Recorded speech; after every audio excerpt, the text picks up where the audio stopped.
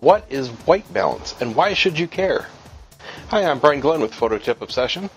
Today I'm going to be talking about white balance, what it means to photographers specifically, and how you manage it. What do you do with it? First of all, white balance is a very simple concept that not everyone knows about or knows they have to think about. And that's simply making sure that the colors in your photographs are accurate. You might wonder, why would they be inaccurate? It's because light has different color temperatures depending on what the light source is.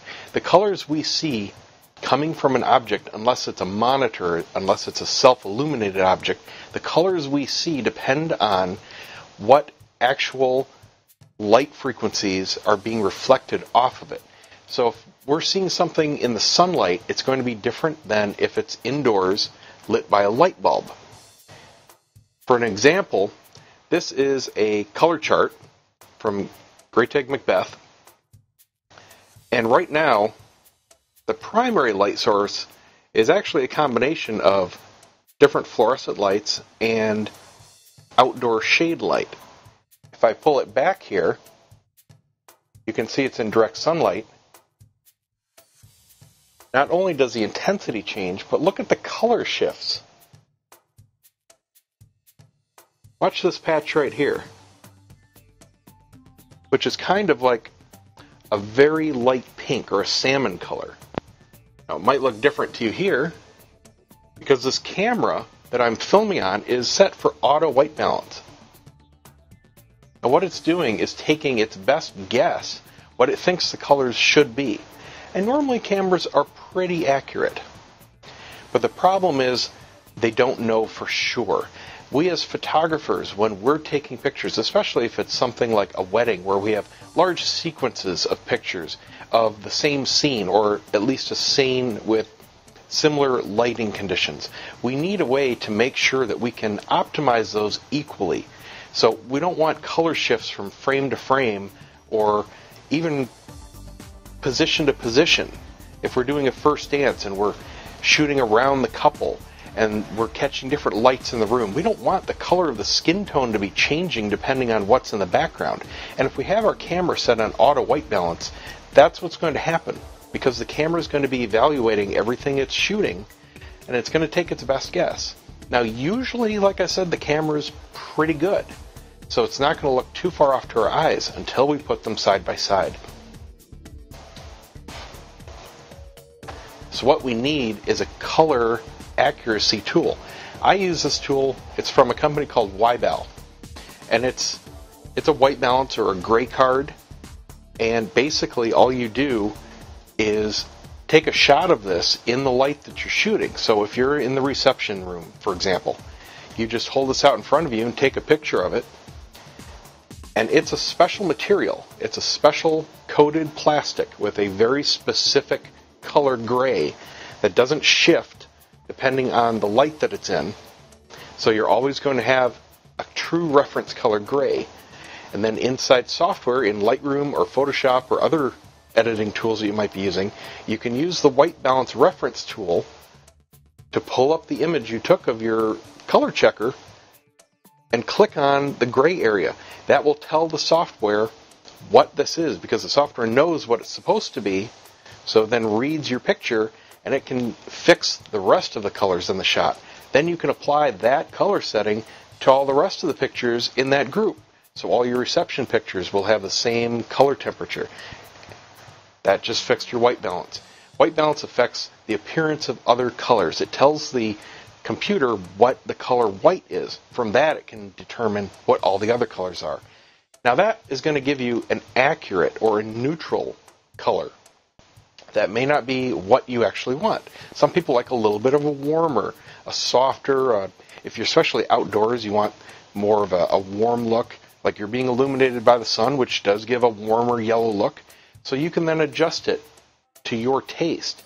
But getting that perfect, accurate look first is where you want to begin, because that gives you a baseline for all your shots, and then you can edit everything across the board equally.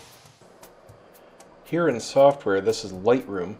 we have our white balance controls up here, and it's one of the very first things you want to do when you're editing. That's why it's so important, because it really does control everything else you're going to do to the image.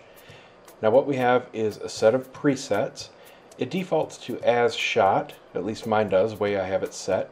And what this is doing is pulling in the white balance that the camera thought was its best guess. The camera will analyze each frame, each scene, and try to give you a neutral, eye-pleasing result. And this is a very neutral, eye-pleasing result. I was recently here over Thanksgiving. This is out in the middle of the Arizona desert outside of Phoenix. Very, very bright light. This is actually a hand-built old castle that this guy built over many years. So it's made of a lot of old glass. There's colored glass around the different windows and such. I have an open door, so it's a very, very strange mix of different light coming in. Now, the next section here, or the next option, is auto, and basically that is Lightroom taking its best guess. And you can see it really didn't change much, just a slight difference. And if we look here, the temperature didn't actually change. My camera and Lightroom both agreed on what it thought the temperature would be. It was just a slight tint difference. Barely noticeable, just the shadows got a little bit greener. Now the rest of these settings are presets, and these are basically like the creative settings on some cameras. I never touch them. They are just there as basic starting points. None of them are going to be technically correct, but they might be a pretty close place to start if you don't have a reference point. Say you forgot to take one and you just want to get somewhere that's close to then go ahead and start your adjustments. These are what these are for. Now daylight is set for around noontime sun, so pretty neutral. Now bear in mind that these are not setting the color temperature to what they are, it's setting the correction. It's actually the opposite. So daylight is pretty neutral. We're not going to see a huge shift here, and it was just a minor shift. Middle of the road for daylight. Cloudy, if the sky is cloudy, you have a little bit of a cooler light, so this should warm it up just a little bit to counteract it, and it did. Likewise, shade is even a little bit cooler than cloudy, so if you were actually shooting in shade compared to daylight, the picture itself would be cooler, so this should warm it up even more, which would be counteracting it. Tungsten light is normal light bulbs, the glowing filament from the electricity, which is a very warm light, so this should neutralize it by making the picture very cool. If this was an interior shot with normal light bulbs, it would now look normal because it was made cooler. Fluorescent is exactly the opposite. They're a very cool light, so this should warm it up substantially. And there it goes. And it actually has a bit of a green tint to fluorescent bulbs usually, so there's actually a little purple added in here to counteract the green. Flash is kind of somewhere in between daylight and fluorescent. Pretty neutral, but not correct. Custom is simply anytime you deviate from any of these settings, it will default to custom, and you can change these sliders anytime, but it will just let you know that you are on a custom setting. Now to actually do it normally, actually correctly, we'll go back to as shot. This is the camera's best guess, which again is usually very, very good, and I agree in this case. To actually get your correct white balance, when you've taken a reference shot using a white balance tool, you can see this is my old one, the last one I just replaced. I go through these every couple years. I'm pretty rough on them. This particular one was the old version. The new one that you see in the rest of this video is the newer version, and it's much more robust. This previous version was a solid gray card, and this part here was actually a sticker. This was solid black at one time. It's rubbed off, and there was a protective clear film on here that's peeled off and broken off over the years. But what you want to click on is the clean gray area. The newer cards are much tougher. You won't see this happening to them. So what we do is we click our eyedropper tool, which is our white balance selector, and if you're in Adobe Camera Raw doing this in Photoshop instead of Lightroom, it's the exact same thing. You have the exact same tool near the upper left corner of Adobe Camera Raw. So you just click on your eyedropper, and then you click on a gray section of your Y-bell card or other white balance tool, and now we have actually correct light. This is how the room actually looked to my eyes when I was there. I had bluish windows right behind me. I had an open door behind me to the right somewhat, and clear windows over in this back area. So you can see the light here coming through those slightly tinted windows. It was very cool. This is how it actually looked. Now, if I was actually processing this image, I wouldn't want this because it's not pleasing to my eye. I would actually warm it up a bit, somewhere around there, which looks pretty close to the way the camera thought it should look. Pretty darn close. So this is a case where you want to start at technically correct, getting your actual white balance correct, and then adjust to taste. It simply lets you make sure all the shots that you took in this room are processed the same way. If you process with presets or actions, you want to make sure that they're being run on the same base photographs. You don't want to have slightly different white balances for a series of pictures. That's the entire point of doing this. And then after this is done, you can apply this white balance to whatever series of images are appropriate. Now, white balance is a very finicky thing. It changes with a lot of different variables. If you're outdoors, early morning, late afternoon, the color temperature of the sun alone moving across the sky, skimming through different amounts of atmosphere, will change sometimes within a couple minutes. Any kind of cloud cover moving over the sun, or just generally through the sky, if it's enough, will change the color temperature noticeably to your eye.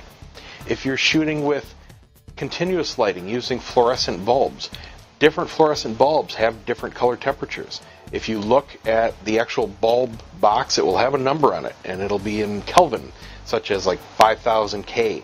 That's telling you the color temperature of that bulb, and that's not actually a dead accurate number. Don't actually set that in Photoshop and think it'll be correct. That's beside the point.